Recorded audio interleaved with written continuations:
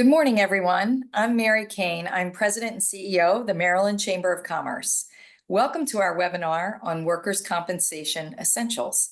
At the Maryland Chamber of Commerce, our mission is to advance inclusive partnerships for a Maryland where all businesses in their communities thrive. We represent over 7,000 businesses advocating for pro-business policies that drive economic growth and benefit people, businesses, and communities across the state. And today, we are pleased to be joined by two top experts who are here to help you navigate the complex world of workers' compensation. Maureen Quinn, she is the chair of the Maryland Workers' Compensation Commission, who will provide an overview of the commission's key initiatives and priorities.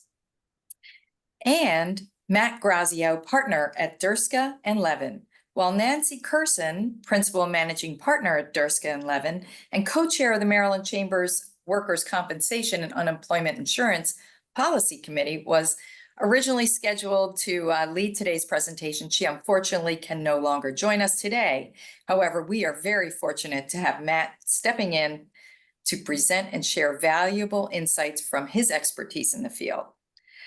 Whether you're a business owner, company leader, or HR professional, this webinar will help you ensure your business remains compliant while protecting both your interests and those of your employees. Workers' compensation is one of the several key focus areas for our members and our advocacy efforts. And each year, we engage in discussions surrounding changes to current workers' compensation provisions, along with the hundreds of other legislative issues that are critical to our business community.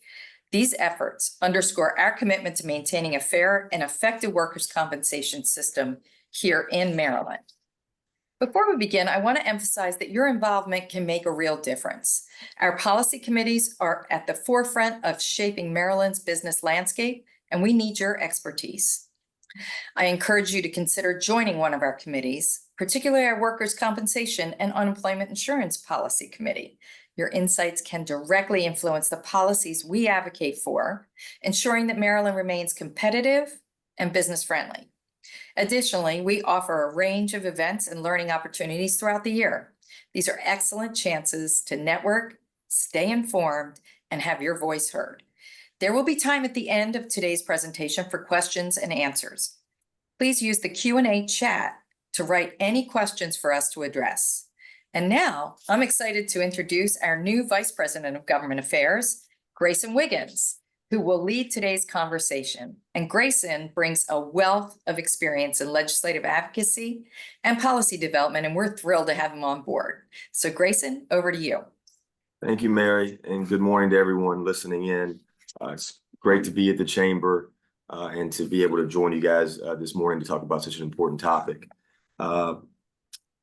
As Mary mentioned on today's webinar, we have Maureen and Matt, and I'm pleased to welcome Maureen Quinn, who is the chair of the Maryland Workers' Compensation Commission. She's going to spend a few minutes covering her role at the Workers' Comp Commission and their priorities and initiatives. And for those history lovers out there, I learned over the weekend that the Maryland Workers' Compensation Commission was enacted in 1914 under a different name and then later renamed in 1957. So with that fun fact, I'll turn it over to Maureen to give her presentation. Thank you. Good morning, everyone. I want to begin by thanking Mary Quinn for your many years of service to our state and for the invitation to speak today. As Mary mentioned, I am the chairwoman of the Workers' Compensation Commission and the first woman to chair the commission in its 111-year history. But more importantly, or just as importantly, prior to that, I was one of the judges on the bench of the Workers' Comp Commission for 20 years. So while no judge will ever say she's heard it all, I can tell you that I've heard just about every type of dispute over the course of 2 decades, and I hope my experience will help answer some of your questions today. Let me begin by addressing what business people need to know. I can easily explain workers' compensation to just about anyone with one sentence. Workers give up their right to sue their companies, and companies are required to buy workers' comp insurance on their workers.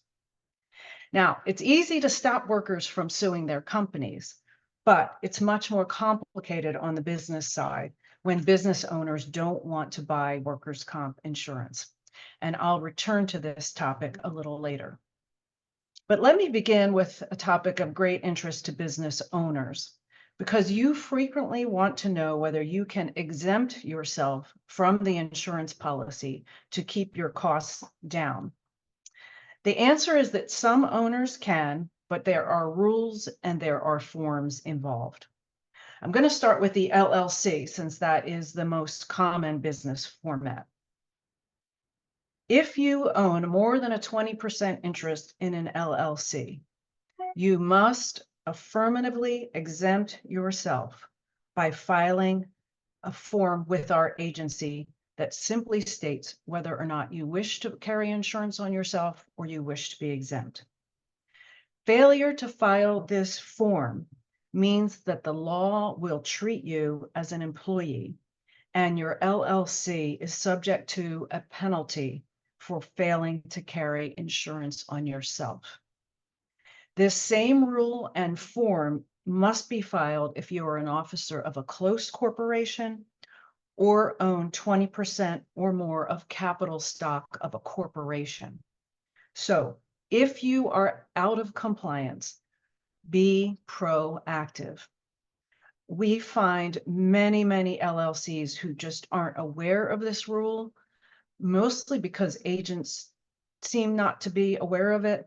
And there's no notice on the SDAT website when you form your LLC to let you know that you have an obligation to fill out a form with the Workers' Compensation Commission. And I am working to fix that. But in the meantime, if you are out of compliance, please email my assistant, Amy Lackington, and that's her email address is alackington@state.md.us. Okay, and we will compile a list and we will reach out to you through our employer compliance division and make sure that you have filed the forms that you need to file. And lastly, I'll just say sole proprietors, they do have to carry workers' compensation on their coverage, but they are not required to report the choice they make about themselves to our agency. So let's talk about rates. So how expensive are insurance rates on workers' comp? Workers' comp insurance rates are on a 15-year downward trend. Not only are rates down, but workers' comp insurance companies are very profitable, very competitive with each other and vying for your business, and they have robust reserves. And I know this may seem very odd because auto and property insurance rates have gone through the roof.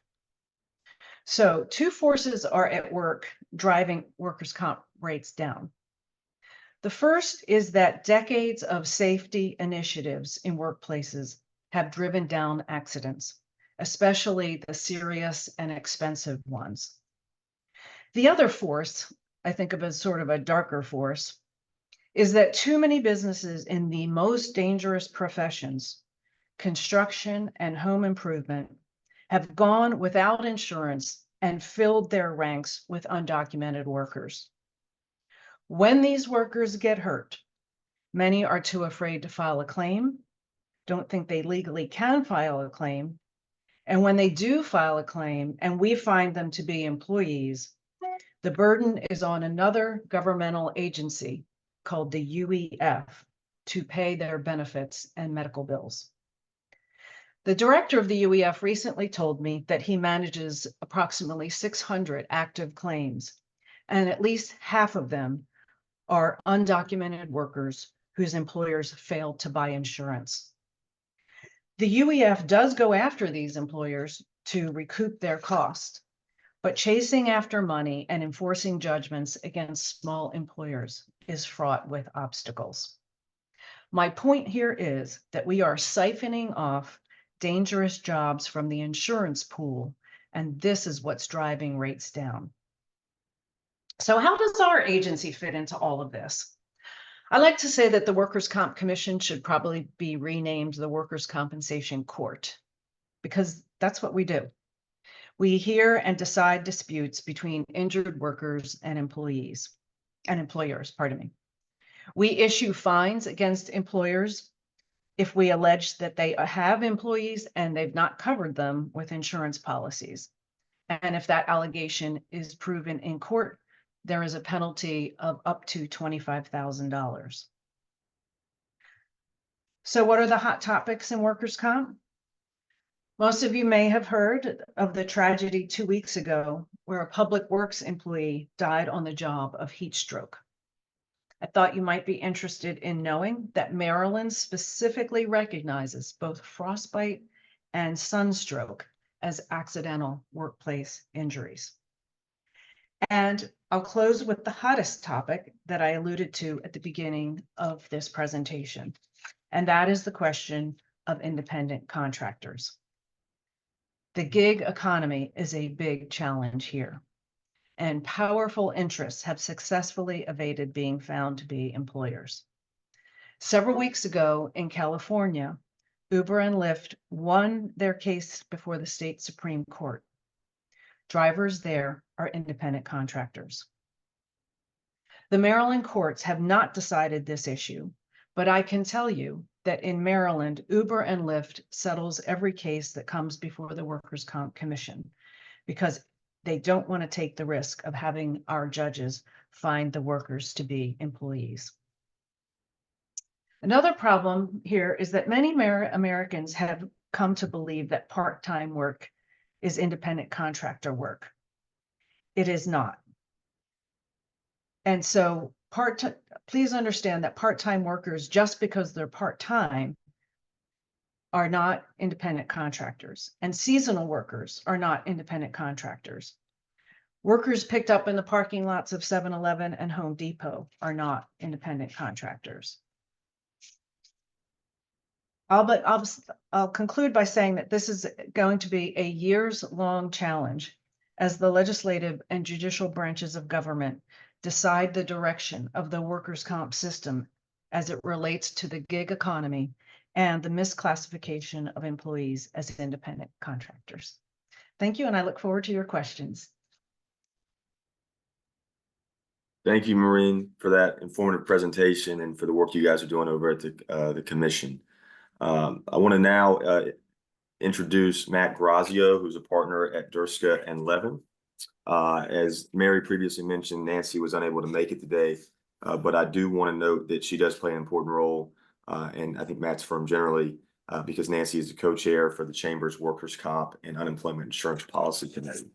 And so we appreciate Matt taking the time to step in and share his expertise. As a reminder, there's going to be a Q&A session at the conclusion of Matt's presentation. So if you have questions, please put them in the chat.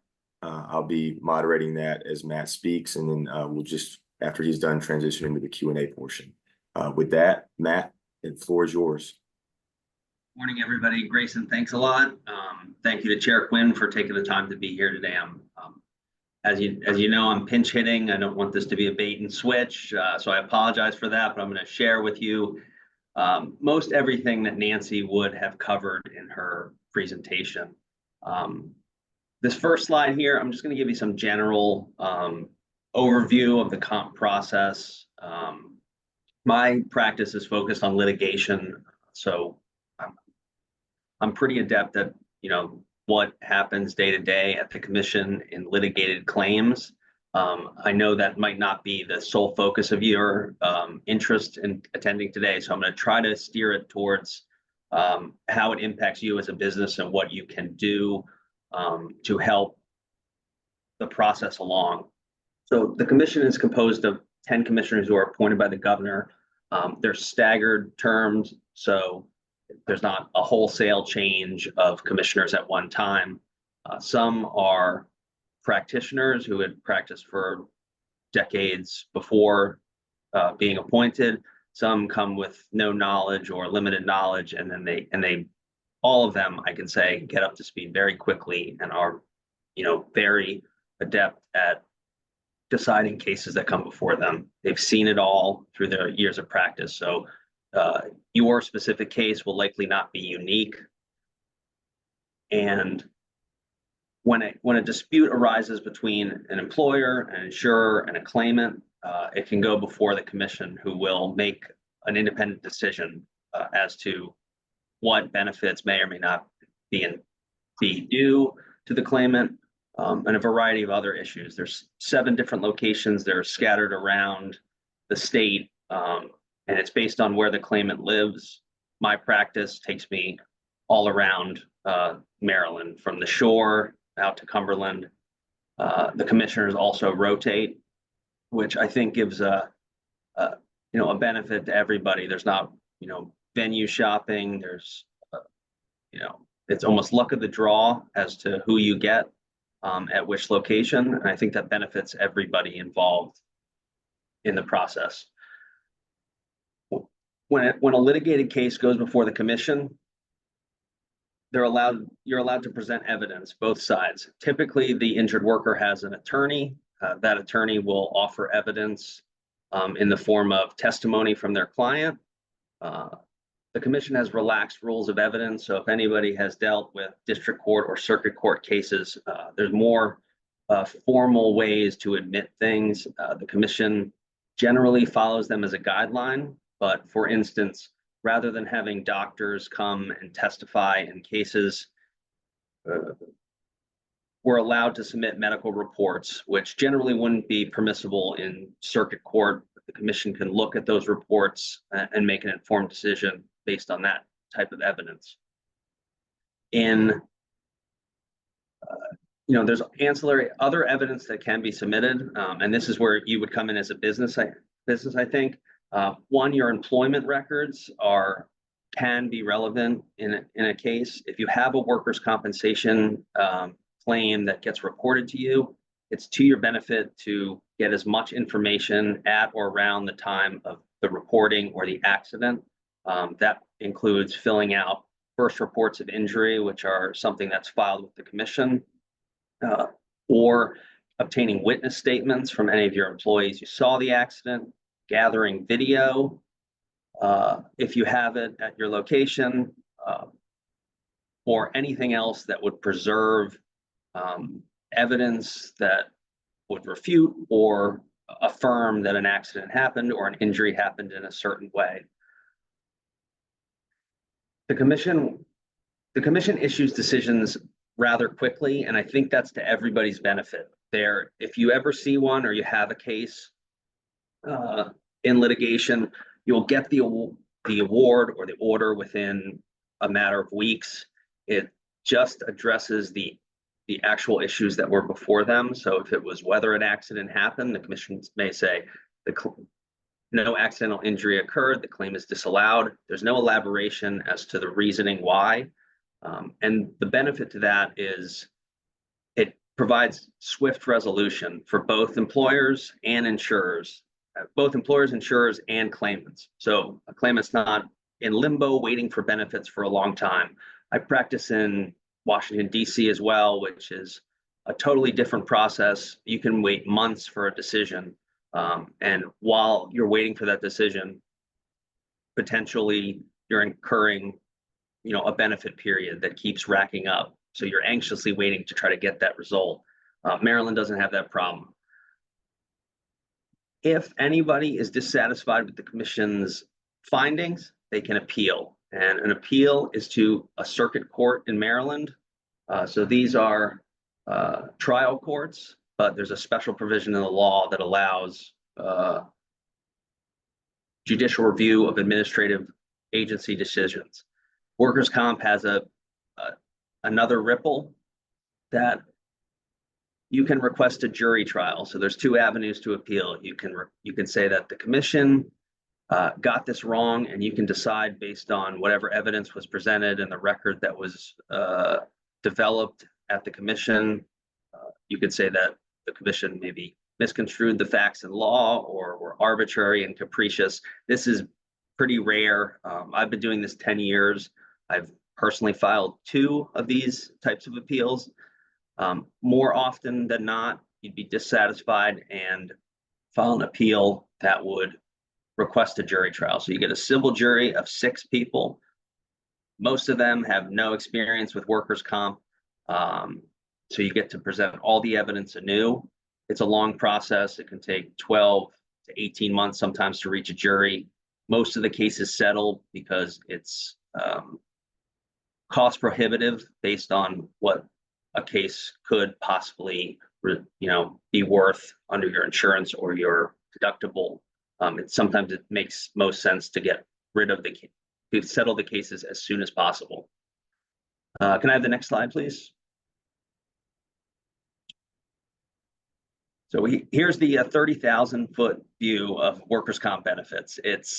I could talk probably for 2 days on just this slide, so I'm going to try to go as quickly as possible. Comp is big into acronyms, as you see. It almost sounds like a different language, so I wouldn't expect anybody to hear this for the first time and get it immediately. It took me years of practice to even be able to parse through all these concepts with any sort of speed. So the first concept would be accidental injury. That's an injury that occurs at work. The legal definition is injury arising out of and in the course of employment. So you can have an accident and not have an injury. It probably happens thousands of times a day. A dish falls at a restaurant, nobody's injured. Slip and fall, nobody actually sustains an injury. That wouldn't be compensable.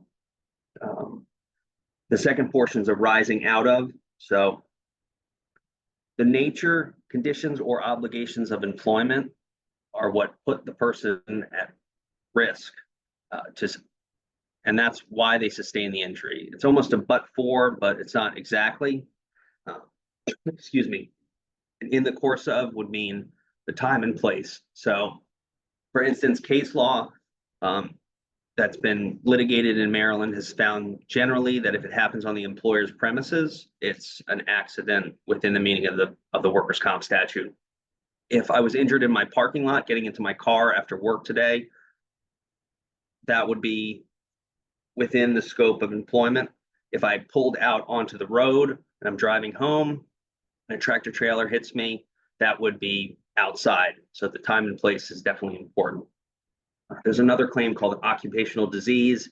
This is a more insidious condition that develops over time.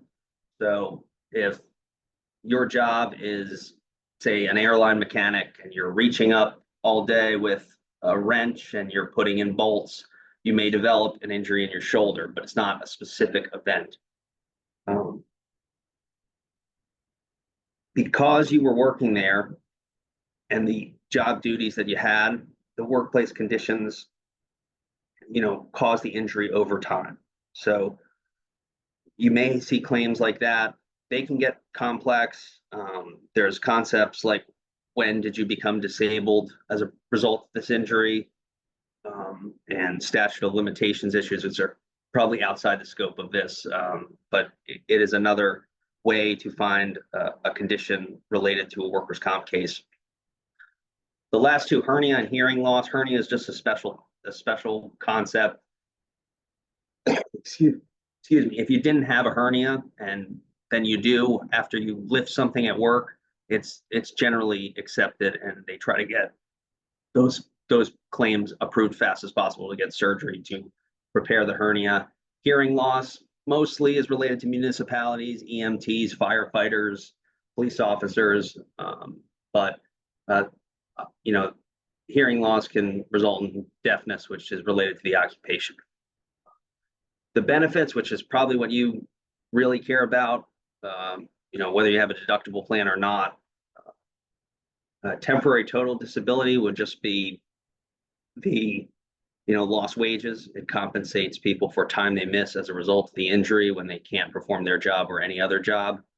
Temporary partial would be if the person could work in some capacity, but maybe not at full time, or excuse me, or there's not enough hours to give them after the injury because of restrictions they have.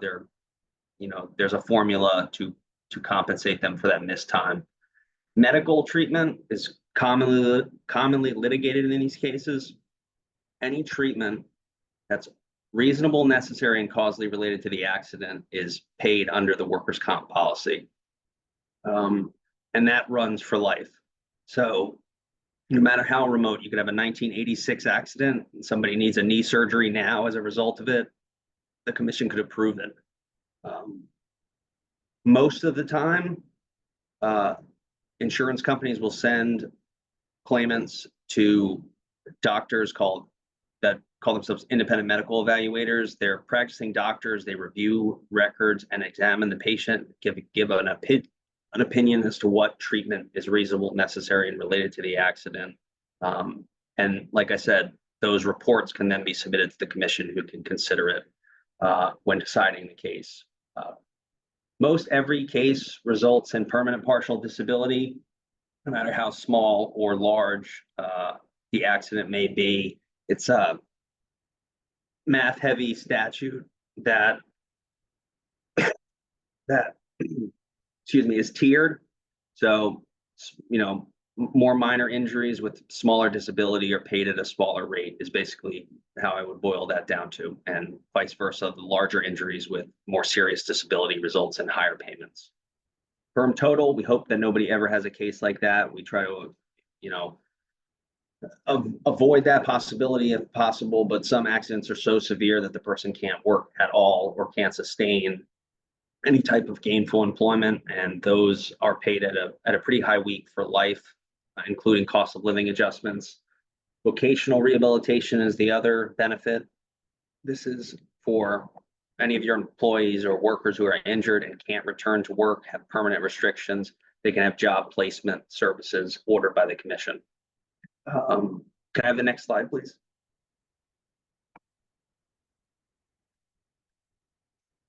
So, and looking at this slide, I would boil this down to: you can't fight City Hall. You have to get workers' comp insurance. The commission has many mechanisms and powers that they can do to basically, I would say, punish employers that don't obtain proper coverage. So, excuse me, if the commission finds that you have an injured worker and you're not covered, they can take you to a hearing. You'd be required to attend. They can possibly fine you up to $25,000 and issue an order that mandates that you obtain insurance and submit proof of same within, and it's usually within 30 days. If for some reason you decided to ignore that order and do nothing, the commission would then bring you in again, and they can assess an additional penalty. And these penalties, whether you pay them or not, they can become liens on your business. You can become personally liable, even if you're just an officer or a member of an LLC, assuming that you knowingly disregard the order. So I would assume that everybody on this call has workers' comp insurance for their employees, but if you don't, I would urge you strongly to get it as soon as possible. Could I have the next slide, please?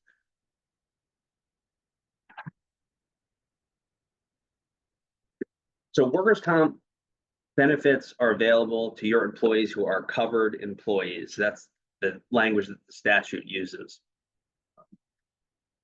There's a presumption under the law that any employee or anybody that claims to be an employee is a covered employee. It's your burden to demonstrate to the commission that this person's an independent contractor, or this person's an employee of another company, or has some other relationship to you where you wouldn't be deemed the employer. It's difficult to give exact, kind of succinct axioms where this would or would not apply, because most of the time it's fact dependent. A lot of the times in my day-to-day practice, my answer is it depends.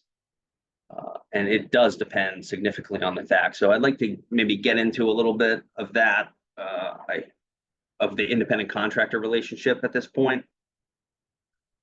So the term independent contractor is a common law. It's kind of developed over time in cases. And so there's no place where you can specifically point to and say this, is or is not. Certainly there's circumstances that are just patently obvious. I mean, if you're a W-2 employee, you're a covered employee. If you're, the plumber that shows up on a construction site and you can show up whenever you want and perform the work however you want, and the only result is the end product, then you're likely leaning towards independent contracting. The courts have kind of given some specific guidance in relation to specific circumstances that have gotten up to appeals courts. So if you look right in the middle, it says master-servant relationship. I'm sure that's an antiquated way to say it, but that's how the case law describes it. And the factors are hiring and firing power, wage payment, whether you can discharge the person like a normal employee, or whether it would be a contractual relationship that has to be severed from the courts. And most importantly is control over conduct. That really is, if you listen to anything that I said in the last 2 minutes, control, control, control. That is where the nitty gritty of whether your relationship is independent contractor or employee employer. Could I have the next slide, please? So rather than talking generalities, I'm not sure if that just discussion of just general legal concepts can sink in. I'm sorry, could I get the next slide? I'm going to just go through some cases. Yes, thank you. I'm going to go through some cases because the facts of the cases kind of make the rules a little clearer. So Freeland versus Coupland, this is a 1952 case. So this is from the older statute, but it still applies. It's still good law. Mr. Coupland was a logger, and unfortunately he had a fatal accident, and his widow brought a claim for workers' compensation benefits. Freeland said, he's not our employee, he's an independent contractor. And the commission agreed. They said Freeland didn't have control over Coupland's, over Coupland's work and a variety of other things that were testified at the hearing. Coupland was dissatisfied, so an appeal was taken and a jury reversed the findings. And they said he was an employee, and then an appeal proceeded. I'll remind you of the factors again. The control of hiring, the payment of wages, the ability to dismiss the employee, and the control over the work. Coupland was hired by Freeland. Coupland was paid wages by Freeland. Freeland could dismiss Coupland at any time. But most definitive, they said, notwithstanding those other three, making them virtually, not relevant to the inquiry, is the control. So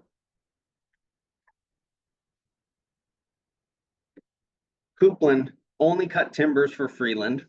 He worked with them for 22 years. They controlled the amount of timber that he cut, sizes that he had, that he could cut, and what the court said is exercise complete control over the work. So they found that he was an employee. So what does this tell us? I think it tells you that the actions taken when you engage the employment, or you engage the person to be either an independent contractor or an employee, are particularly relevant. I think the best practice would be to spell it out in a contract with somebody.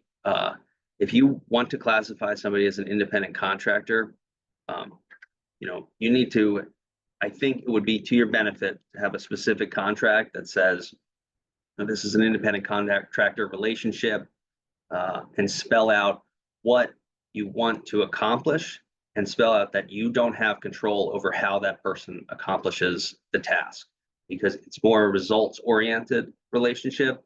rather than you telling them to be at a certain place at a certain time and do whatever task it may be in a particular way. Occasionally, there's disputes over who is the employer. So the second case we have up on the screen is Uninsured Employers Fund versus Tyson Farms. This is a case where the UEF, or Commissioner or Chair Quinn kind of covered that in her opening remarks. It's a state agency that covers uninsured employers, workers who are injured, and Tyson Farms. So briefly, the facts of the case are Tyson's a chicken producer, and a man with the last name Nguyen ran a chicken farm, and he was uninsured. One of his employees was injured, and a claim was filed against the UEF, and both parties said Tyson should be here. And Tyson, of course, said, well, he's not our employee. So it seems pretty cut and dry. He's hired by Nguyen. He's on the farm, working and being paid not by Tyson. Tyson generally has very little contact with him.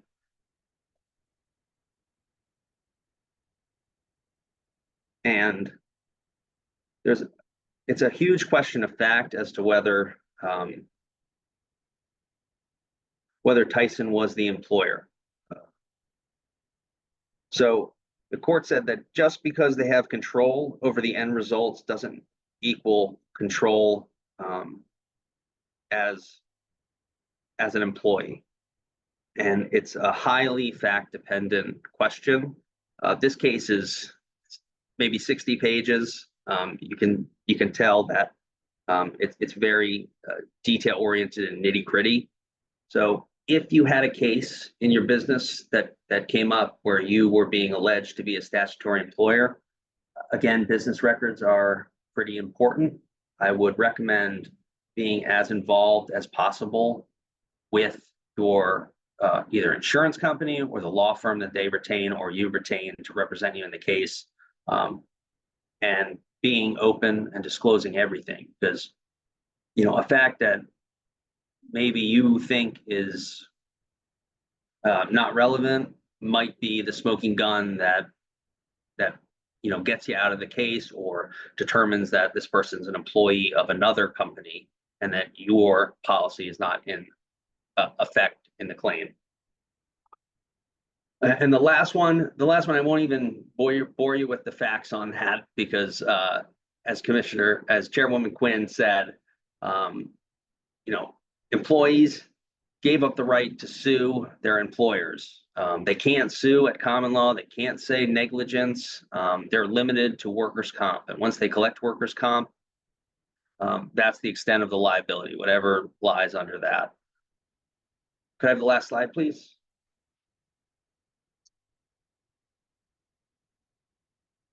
So here, these are, where I'll wrap it up. The best practices, obviously, get insured, get all your employees covered. When you purchase that policy, list everybody that you think is an employee. If you have independent contractor relationships, I would, again, spell that out specifically at the time it occurs. It's easy to, just get going in business and, retain somebody. But if you spell out that relationship, I think you'll have a better time should a dispute arise. And the last thing I would say, be involved in your claims that come through. The best defenses or the best claims that are presented are the ones where the employer is actively engaged, either with the insurance company and adjuster or with defense counsel. So if you have a lawyer reach out to you who's been retained by your insurance company, I would recommend working with them, because they can really help limit the damage that comes or resolve the claims and save you money. So thank you very much for listening. Thank you, Matt, for that informative and detailed presentation. So we are going to shift now to the Q&A portion of the presentation. And I see that we're getting a lot of questions in the chat. I see that some have been answered already, but just for the sake of the recording, and for people who may be watching this afterwards, I want to ask some of these to preserve them on video if they can't access the Q&A chat feature later. So the first question we have is about exempting employees from LLCs. And I see that Chairwoman Quinn has already answered the question in the chat, but I'm going to just raise it here.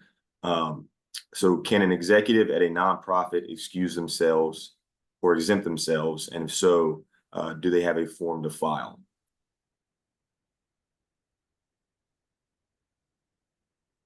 Yeah, I went off camera to begin to answer as many questions as I could in the chat. So the answer there was that a nonprofit can exempt up to 5 officers. Thanks. And then, so we have a more general question that's come into just talking about, and I think, Matt, you covered this a little bit in your presentation, but how the state defines an independent contractor. And can you talk a little bit more about that, what that test kind of looks like, and whether or not someone is presumed to be an employee or not at the beginning of that test? Sure. So like I said, the presumption kind of just is how you come into the case. It's just presume that a case is filed against an employer and that person that is the employer. It then shifts the burden to the employer to demonstrate that this person's not an employee and rather it's independent contractor. The test, I mean, I went over the 4 factors. They're highly dependent, but the control, that's really where I would place my money if that's how they're going to decide the cases. Certainly if I could add to that too, the important thing for our business owners to understand is your workers aren't independent contractors just because you say they are, and because you give them a 1099. And we see this sadly in our courtrooms frequently when someone is hurt at work and the employer comes in and says, well, I give them a 1099. Well, that's not the test. And Mr. Grazio laid out the test. And so the way that sometimes the UEF winds up with a case is that we hear the evidence and we decide this person was not an independent contractor and instead was an employee. The other thing to remember is that, the first thing a real independent contractor does, because they own a business, is set the price. So, and an independent contractor is running their own independent business, usually serving multiple clients. And they are typically not supervised, directed, or controlled by the hiring entity. I think you might be able to speak to this a little more than me, but if you had evidence before you and you were deciding a case and say there's an independent contractor relationship and maybe there's a contract or that person provided proof of their own coverage or something along those lines, would that be persuasive evidence to you that it wasn't we only wish that we could see more of that, because that is one of the most probing questions is, well, if you hired this person with it that you expected to be an independent contractor, did you ask them whether they had a workers' comp policy of their own? Because the answer is typically not. No, they did not ask, and they did not have a policy because the worker thought, well, I don't need to get to policy because even though it's a 1099, I'm really an employee. Yeah, and I would just note too, just on the back end of that, that for the employers on that are watching, there was a bill that passed last year in the General Assembly that increases the penalty for knowingly misclassifying an employee. That bill will become law October 1. It increases the max penalty per incident from 5,000 to 10,000. So there's something to be aware of. Regarding the 1099 workers, we have another question that came in. If we have some part-time 1099 workers, do we need to have workers' compensation policies for them? And how would the insurance cover workers' compensation for these workers? What kind of work do they do? that is not unfortunately listed in the question. They need to call an insurance agent and have that discussion. Okay. Because one of the things, I'm working on the governor's task force on workplace fraud, and one of the things we've come across somewhat unexpectedly is that a lot of insurance agents aren't as knowledgeable as they really should be about workers' comp. And, because they don't sell as many policies of workers' comp as they do auto and property, and maybe that's the reason. But finding a good insurance agency who's knowledgeable will be very helpful. To know. And is another question's come in, is the insurance for just physical injuries or also mental anguish? And the examples they provide are PTSD, anxiety, etc. Yes, yes. I mean, Maryland does recognize mental and also occupational diseases, such as carpal tunnel, for example.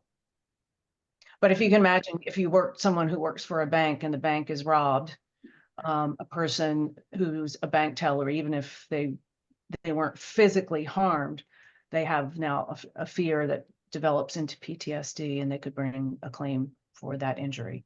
Of course, all this has to be proven, but they're legally entitled to bring such a claim.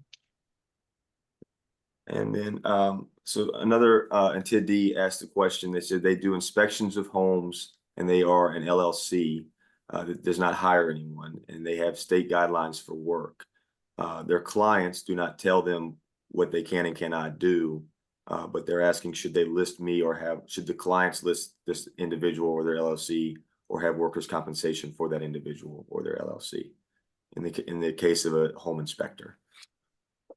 Matt, I don't know if you want to answer that, because I don't know what kind of inspections are being referred to, and to me this would be a question for an agent. But Matt, do you want to tackle this?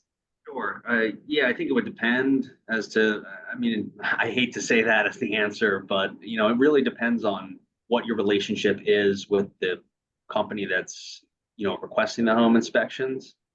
Just because, like it was discussed, I mean, just because they're paying you 1099 or they're paying you however they are, isn't determinative. And even if you can show up at whatever time and do the inspection, they could still have control over your work, and just the freedom of when you do it is not determinative one way or the other. That's an interesting point, Matt, because if you are doing the inspection, it's likely that your hiring entity is bringing the business in the door, and you're just giving the inspector their assignments for the day. Yep, I agree. That starts to look more and more like an employer-employee relationship. But again, I don't know, what kind of inspections you're referring to or what the broader context is. So the next question is specific to the agricultural industry. An attendee asked, agricultural workers are exempt from some state labor laws like paid sick leave. Are there any exceptions for agricultural workers under the workers' compensation laws and rules? Yes, there are exemptions, but we deal with them so rarely that I'd have to look them up. And I just don't know off the top of my head. I do have the statute here, but Matt, any insight on that? I don't know it off the top of my head. The statute has many specific instances. I mean, there's specific sections on newspaper, delivery people. So the agricultural section says a couple things. I don't think it, says that they're not covered or anything along those lines. Okay. Good to know. And then the next question is, can an employee who has an active workers' compensation claim also file for unemployment, Social Security, or disability? They cannot, or they can file for unemployment. It's not a good idea. It would be pretty bad for their case. They can't collect both and double dip. Social Security, they can file. If they're approved, there's an offset to the benefits received, so you're not double dipping. And then this, I believe this is a subsequent question related to the exemption discussion we had previously. The attendees asking, is the exemption per employee? Not sure exactly. Maybe a little more context on that question.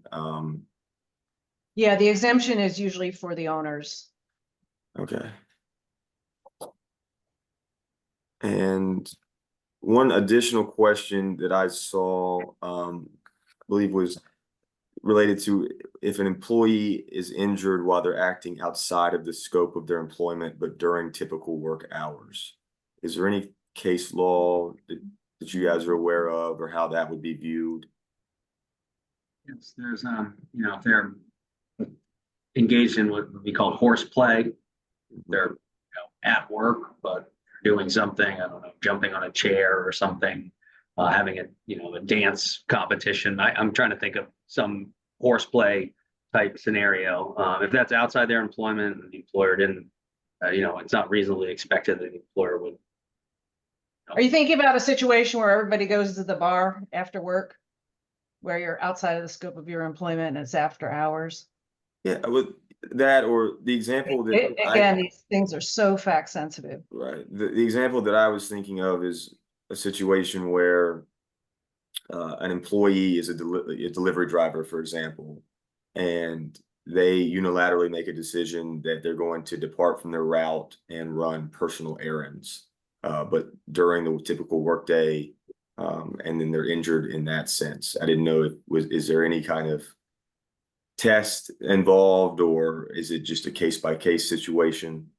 It's certainly case by case, but there is a test. And so something that's very de minimis might still be treated as within the scope. But if you're going to pick up, a birthday cake for your, child's party that night, you start to get into the outside of the scope territory. Right, understood. And then another question came in regarding the quote unquote mental anguish. Would an employer be better protected from worker comp claims if there was regular documentation about an employer's effort to educate and require early reporting of burnout, vicarious trauma, etc.? Or would the employer be liable regardless of efforts to protect their staff if the outcome was still mental anguish? Asking for a trauma-based private practice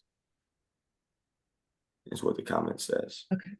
Matt, do you want to say anything about that? My initial thoughts would be, I guess it threw a ripple there with the trauma-based private practice, because, just, you can correct me if you disagree, but I don't think just job stress or job, the conditions of the job that you knew about would generally be compensable. Just because, say my job or anybody else's job is stressful, that doesn't necessarily rise to the level of a workers' comp claim in the mental context. And I think our discussion about departing.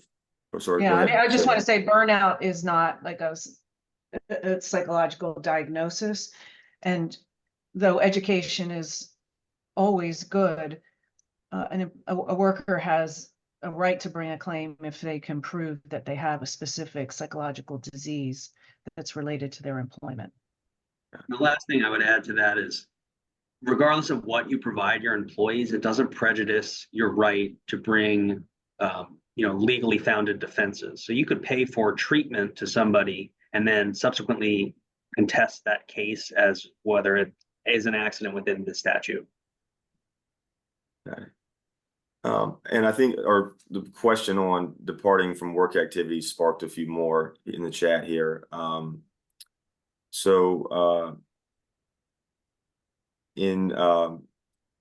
person's asking if the employees are provided a lunch hour on the clock and they depart from the facility and are injured on their way to lunch, would that be covered as a compensable injury? So we're getting very specific now. That would be another one where it's fact dependent. It depends what they did, where they went for lunch. I mean, if they went across Those cases are all over the place. yeah. The outcomes are every which way. Yeah. And then we had another question similar, asking about the commute. So if a person is coming into work or leaving work and they're injured in the parking lot, for example, or just around the corner from work, Is that another situation where it's very fact dependent, or is there like a bright line rule? There's a Well, the more, bright line, yeah, coming and going rule, but Matt, you can go if you'd like to. well, the coming and going rule, but you can't bring a claim for coming and going to and from work. But once you're on your employer's premises in the parking lot or at a designated area off the premises, but where you're required to park, then you might be found, the worker might be found to have been sort of on the job, so to speak. And then there's another question about seasonal interns, both paid and non-paid, or interns placed by another organization into the employer's organization. Is there any kind of specific rule around interns, or as they relate to workers' comp? An intern would be covered if they're doing work for the employer. Just because they're not paid money doesn't mean that they're not, they're providing benefit to the business, and the business is giving them a benefit of training them or on the job experience. Okay. And then if there's placement, that would come to the discussion I had on statutory employer, whether it's the place where they were actually working or the place that placed them, and then that's how that would go, I think. Okay, I appreciate that. And so I know we are running up against the 12 o'clock hour here, and I want to be respectful of everybody's time. So Chair Quinn, Matt, or you guys want to offer any closing thoughts in the next couple minutes? Any additional information that was you think you wanted to share that didn't have an opportunity to? I think I said all I need to. Okay. Well, we very much appreciate the helpful and informative session that you guys provided, and the insights and expertise that you were able to share. I do want to, for the people listening in, I want to remind everyone that this has been recorded. We're going to send out a copy of the recording and presentation likely tomorrow. And just if you have additional questions or information, I also want to encourage you to go to marylandchamber.org or mdchamber.org, which is the Chamber's website. You can also go to the Workers' Compensation Commission website at wcc.state.md.us, or you can reach out to Mr. Grazio at matt@comp.law. And so with that, I want to thank everyone for attending. I want to again thank Chair Quinn and Mr. Grazio for taking the time to offer the insight and detailed information. Thank you for the invitation. Of course. And with that, we'll say everyone have a great Monday and rest of the week as we get into the holiday weekend. All right. Thank you.